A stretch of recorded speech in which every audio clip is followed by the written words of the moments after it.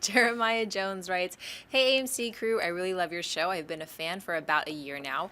I recently saw The People versus George Lucas, and it makes me wonder about two things. The first is when a film creator knows that they have a beloved world embraced by fans, at what point does his/her creation stop being exclusively theirs? My second question is, will filmmakers ever directly involve fans in the film creation process, kind of like an SDCC Hall H planning session, to ensure that they are in tune with the masses? Thanks and keep up the great work." Well, I think the key word is exclusively. I don't think so. I mean, once you create something and you put it out there in the world, it's not exclusively yours anymore. And then also, obviously, technically, probably the studio owns it, the corporations. With George Lucas, he actually technically owned Star Wars as well at that time when he made the prequels. In terms of your other part, about kind of like a crowdsourcing in terms of filmmaking, I think that's a terrible idea. We already have horror stories of studios giving like horrible notes, and I'm not talking about like, you know, constructive notes about like, hey, maybe this character needs more fleshing out or this or that. I'm talking about the studio notes that are like, paint that wall red, you know, those type of like nonsensical, doesn't really matter in terms of the film. And also it goes against the whole auteur theory of directing. The director is supposed to be the auteur, the one vision for it.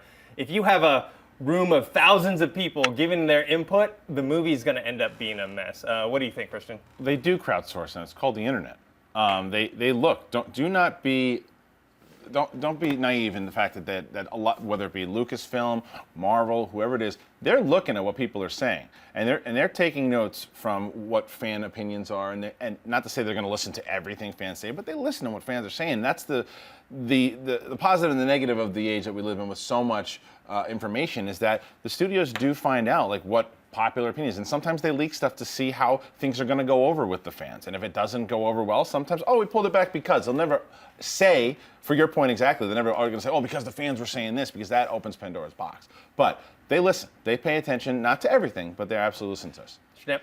I think there's a fine line between, what we're talking about as far as movies have like preview screenings of films, and you get to see a film like maybe 6-8 months before it comes out. You can make a few notes like, hey, maybe change the, tighten up the beginning, or the ending didn't work, or is there more footage of this other character? They were great. And if enough of those notes hit the producers and the director and the writers and everybody, they'll make changes accordingly, because it's like, that's why they do these preview screenings, to help mold a film a little bit better, not to homogenize it, so to speak, but to see like, if a film is rough around the edges and they're like unsure about certain things in the film, that's a good way to preview screen it. I personally am against preview screenings, but for like large films, it makes sense. But like, the smaller the film, the less they should have preview screenings, because it's made for a niche market, and it should, once you already greenlit the thing, that should be enough to be like, just make the film. You don't need to test screen it and like change it again. So I don't know. It's a really fine line, like I said.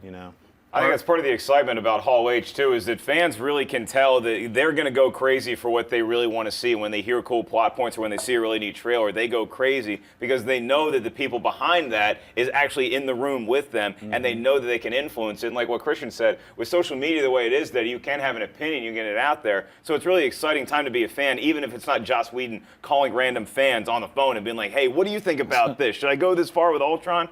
And in relation to the first question, I think that there comes a point when certain art transcends who created it. And I think that happened with Star Wars. Star Wars no longer belongs just to George Lucas or even to Disney. It belongs to all of us. It's one of those things, like the Mona Lisa is no longer the property of Leonardo da Vinci. It belongs to all of us. When you play Journey's Don't Stop Believing in any stadium in the world, everybody sings along with that song. It's no longer theirs. It's all of ours. They created it. They still make money off of it, but we all get to celebrate it equally.